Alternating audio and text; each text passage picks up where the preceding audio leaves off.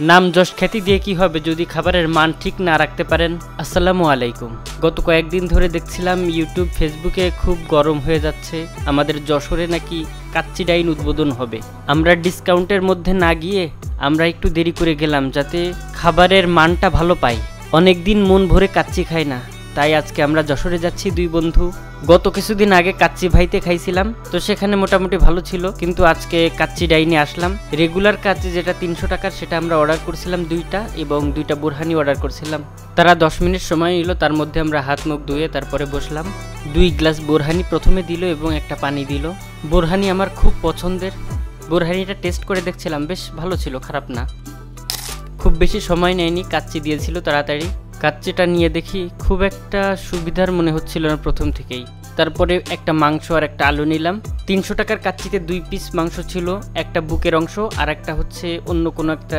বুকের অংশটা যখন আমি দাঁত দিয়ে কামড় দিলাম তখন বুঝলাম যে এটা প্রপারলি সিদ্ধ হয়নি, এটা আরও একটু নরম হওয়া দরকার ছিল।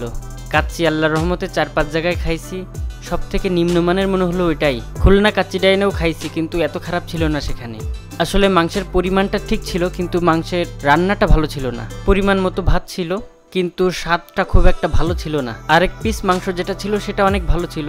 আমার প্রায় অর্ধেক খাওয়া শেষের মধ্যে হঠাৎ করে ইব্রাহিম কোত্থেকে 2টা লোম বের করলো, হয়তোবা এটা খাসির লোম অথবা মানুষের মাথার চুল।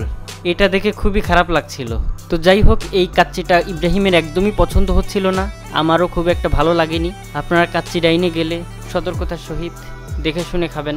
আসলে যশোরবাসী যে কাচ্চির জন্য এতদিন অপেক্ষা করছিল সে কাচ্চি পেয়েছে, কিন্তু কাচ্চির অথেন্টিক স্বাদটা মনে হয় পাবে না। আমার খাওয়া কাচ্চির মধ্যে সুলতান ডাইনের কাচ্চি সব থেকে বেটার লেগেছিল। তারপর কাচ্চি শেষ করে আমরা বের হলাম। ইব্রাহিম নিচে এসেও দেখি অভিযোগ করতেছে এই কাচ্চিটা ভালো না। খামাখা আমরা এত কষ্ট করে এত দূর থেকে খেতে আসলাম। আমাদের বাড়ি সেই মনিরামপুরের ভিতরে, অন্তত 35 থেকে 40 কিলোমিটার দূর থেকে গিয়ে এই কাচ্চি খাওয়া একদম বৃথা। কি আর করবো, তারপরও পেটটা ভরেছে, এটাই শান্তি। তারপর আমরা হাঁটা শুরু করলাম। ভাবলাম পেট ভরা এই অবস্থায় গাড়িতে না উঠে আমরা একটু হেঁটে যাই। মাইক পট্টির পাশ দিয়ে একটা রাস্তা ধরে আমরা হাঁটা শুরু করলাম। সামনে দেখলাম কাচ্চি কুইন নামে নতুন একটা রেস্টুরেন্ট। তার পাশে একটা বিল্ডিং দেখি ইব্রাহিম বলল এটা স্বপন ভট্টাচার্যের বাড়ি, এখন নাকি বিল্ডিং ভাড়া দিয়ে সে পালাইছে। তারপর সামনের একটা বাড়ি দেখে ইব্রাহিমের খুব পছন্দ হয়েছিল, বাড়িটা আমারও খুব পছন্দ হয়েছিল। বাড়ির মালিকের রুচি আছে বলতে হবে। ইব্রাহিম এই বাড়িটা দেখে খুব সুন্দর একটা ভাষণ দিয়েছিল। দুঃখের বিষয় হলো এই সাউন্ডগুলো রেকর্ড হয়নি, কারণ মাইক্রোফোনটা অফ ছিল। তারপর লিংক রোড ধরে আমরা হাঁটতে শুরু করলাম। ইব্রাহিমের এবার তরমুজ দেখলে মাথায় কাজ করে না। পাশে একজন তরমুজ বিক্রেতা তরমুজ বিক্রি করতেছিল, তার কাছে ইব্রাহিম দামাদর করলো। দাম শুনে তো ইব্রাহিম হার্টফেল করার মতো অবস্থা। যাই হোক, ইব্রাহিম আগামী মাসে নতুন মোটরসাইকেল কিনবে, তাই আমরা ভাবতেছিলাম একটা মোটরসাইকেল দেখে আসি। আমরা হিরোর শোরুমে গিয়েছিলাম, আমাদের পছন্দ হয়েছিল হুন্ডা এক্স ব্লেড। এদিন ছুটি থাকায় হুন্ডা শোরুম আমরা খোলা পাইনি। যে হাঙ্কের আপডেট মডেল হয়েছে, ভালো না, আগের ওই হাঙ্কটা ওইটাই ভালো ছিল। এরপর আমরা দ্রুত গতিতে অটোরিকশায় উঠে পড়লাম। দুই বন্ধু গল্প করতে করতে এই রাত্রেবেলায় আমরা চলে যাচ্ছিলাম বাড়ির দিকে। তার মাঝে ইব্রাহিমের মাথায় ভূত চাপলো, ও শ্বশুর বাড়িতে যাবে। বন্ধু, আমার তো মন ভালো নেই, তুমি কি খাওয়াতে নিয়ে আসলে সেই সুদূর কালীবাড়ি থেকে আমরা চলে আইছি। আনুমানিক কত কিলোমিটার হবে বন্ধু বলো তো? 25 কিলোমিটার না, 25 তো হচ্ছে তোমার মনিরামপুর থেকে 35 কিলোমিটার। 35 কিলোমিটার জার্নি করে আমরা যাকে বিয়ে করবো চিন্তা করেছে পার্সেল নিয়ে যে আগে খাওয়াবো, বলবো কি এরকম রান্না করতে পারবা? যে বলবে পারবো তাই সে রান্না করে খাওয়াতে হবে না, তারে বিয়ে কর। হ্যাঁ, যে কবে পারবো তারে। আচ্ছা ঠিক আছে, বন্ধুর কথা রাখলাম, যে বলবে পারবো ঠিক তাকেই বিয়ে করবো।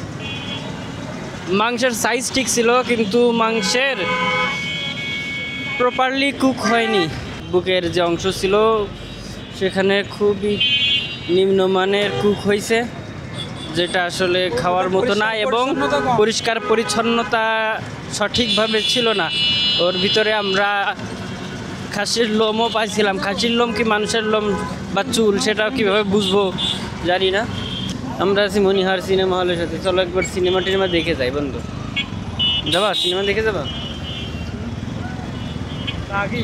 অবশেষে ইব্রাহিমকে বিদায় দিয়ে আমিও চলে আসলাম। আর আপনারা লাইক কমেন্ট করেন না কেন? এত কষ্ট করে আপনাদের জন্য ভিডিও বানাই, অথচ আপনারা লাইক কমেন্ট করেন না। আজকের ভিডিও এ পর্যন্তই। পরবর্তী ভিডিও নাজমা হোটেলকে নিয়ে, সে পর্যন্ত সাথে থাকুন।